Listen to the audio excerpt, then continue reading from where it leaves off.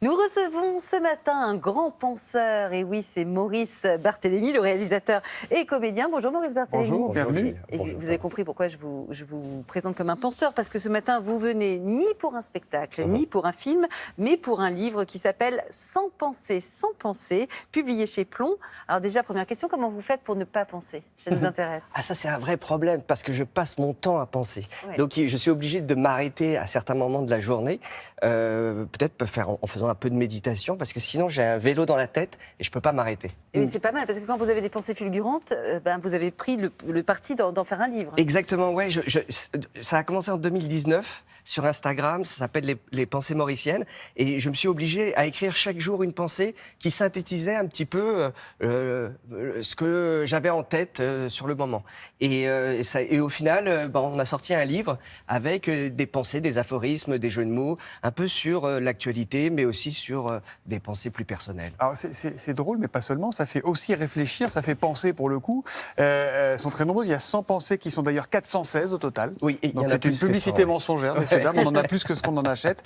Pensée numéro 240, passage à l'heure d'été, est-ce qu'on gagne du temps à perdre une heure ? Ah ouais, bah voilà. Moi, j'adore l'idée de perdre du temps. Pour moi, perdre du temps, c'est vraiment se donner l'occasion de se laisser surprendre. Donc, j'avais presque oublié. Vous celle-là. l'avez oublié, mais pourtant ce week-end, vous avez eu la sensation de quoi? De perdre du temps ou pas avec ce passage à Moi, l'heure d'été? j'adore le passage de l'heure d'été parce que c'est le moment où, enfin, le soir, on peut passer du temps en terrasse. Et moi, je suis un fervent partisan de l'apéro Passer en du temps terrasse. en terrasse. Alors, ce petit bouquin, il a un petit côté bref de comptoir. Oui.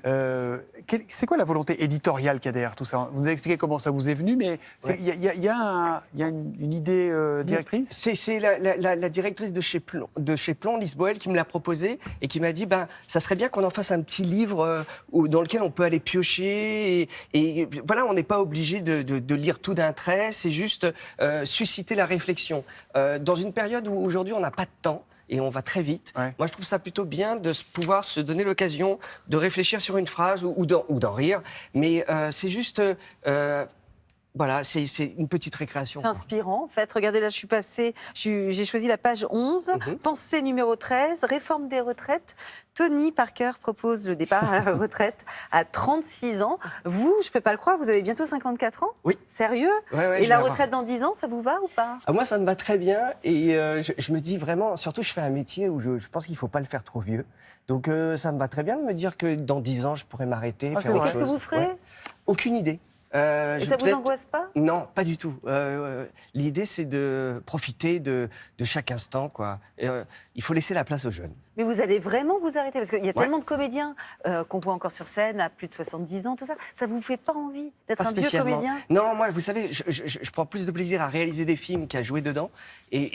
Donc, être un vieux réalisateur, ça sert à rien, quoi. Ok. Et donc c'est ce questionnement permanent sur le temps, puis aussi sur l'actualité. Alors, pensée numéro 95, comment on modernise la France? Point d'interrogation. Je réforme, je discute après, je recule juste après. Pensée numéro 324, renoncer, c'est parfois une victoire. Là, vous faites de la politique, vous êtes au cœur du conflit social du moment, là, Mais non? ouais, c'était des pensées qui me sont venues à l'époque de la première réforme des retraites. En 2019. En 2019. Et donc, je me rends compte qu'elles sont pas mal d'actualité, ouais. Oui, attendez, il y en a une autre que j'aime bien, c'est la pensée numéro 79 qui est aussi très intéressante. Écoutez, Goldman, c'est comme fumer quand t'as 12 ans, t'as toujours peur de te faire gauler. Mais qu'est-ce qui se passe? Vous Vous aimez pas n'assumez Goldman pas ou- Jean-Jacques Goldman, vous? Non, moi j'adore Goldman, Bah mais alors. je n'assume pas Goldman, ce qui est un peu Pourquoi? différent. C'est pas, je sais pas.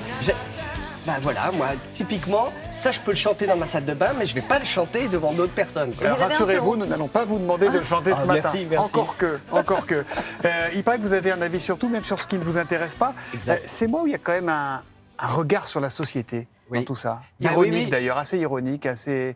Oui, puis en même temps assez apaisé. Hein. Je suis pas du tout dans. Je cherche pas le clash. Moi, aujourd'hui, on est dans une société où on cherche le clash, on cherche absolument à faire le buzz. Non, moi, je pense qu'il faut apaiser un peu et juste apporter un regard un peu tendre sur ce qui nous arrive. Moi, je suis quelqu'un qui prend du plaisir à vivre tout ce qu'on vit, même si la période est difficile. Je prends du plaisir à la vivre. Donc, au final, ça donne un livre plutôt voilà, Pas polémique en tout cas, pas pas trop du polémique tout et guidé. pas surtout, j'essaye pas de m'énerver sur des gens. Au contraire, j'essaye de prendre un peu de recul. Alors vous prenez du recul, mais pour autant, on vous sent très en prise avec l'actualité. C'est Oui. quelque chose qui vous intéresse, vous vous informez beaucoup. Énormément. Et oui, et ça, C'est un vous drame. ça vous empêche pas de penser. Ça, c'est pire pour le petit vélo dans la tête, Ben non? oui, je sais, mais je suis totalement addict aux informations. Le matin, j'écoute France Info. À midi, On va la refaire. Le matin, le vous regardez matin, vous Télématin. écoutez- Ah, pardon, le matin, je regarde Télématin. À midi, je regarde le Télématin JT en replay. voilà. Voilà. Et non, je regarde tout le temps les infos. Ça me passionne. J'ai besoin de rester connecté avec le monde. Et surtout, j'ai besoin de me faire un avis. Mais vous qui sur... êtes hypersensible, ça Ouais. vous angoisse pas, toutes ces infos comme Non, ça? Non, ça me rassure. Ah bon? Oui, le fait de voir ce qui se passe autour de moi, ça me rassure. Et surtout de comprendre ce qui se passe. Alors, vous n'êtes pas seulement un grand penseur, vous êtes aussi un Ikeatophile. Et ça, on l'a découvert sur votre compte Instagram, l'Ikeatophile, Maurice Barthélémy. Bonjour, je suis Maurice Barthélémy et j'ai un hobby, c'est que je suis un coupeur d'étiquettes des produits Ikea. Voilà. Donc dès que je vois un produit Ikea, je coupe son étiquette. J'ai remarqué qu'il y a beaucoup de gens qui laissent les étiquettes qui sont longues comme des serviettes de table. Et en fait, moi, je prends un ciseau et je les coupe. Voilà. Ça me rassure, ça me fait du bien. Donc je le fais chez moi, mais je le fais aussi chez les amis. Et je peux intervenir aussi chez des particuliers. Voilà, n'hésitez pas. Au revoir. Il y a un traitement, il y a quelque chose? Ouais, ça, je reconnais que le problème des étiquettes, ça a toujours été. Même quand j'étais gamin, Vous quand avez- j'avais des étiquettes dans le dos, ouais. il fallait que je les coupe. Ouais, j'ai un vrai problème avec les étiquettes. Bon, là, évidemment, je le pousse un peu sur Insta, mais Mais c'est vrai que pourquoi ils font des étiquettes aussi grandes chez c'est Ikea? un truc de normes, de sécurité. Ah, d'accord. Mais il n'y a pas de vêtements chez Ikea, non? Non, mais, sur les sur tous les oreillers, coussins, sur les les- trucs. Et vous aimez bien claquer, vous savez, les petites bulles avec la main? Ah, ça va. Et pourquoi vous dites Ikeatophile et pas Ikeatophobe alors? Ah oui, vous avez raison.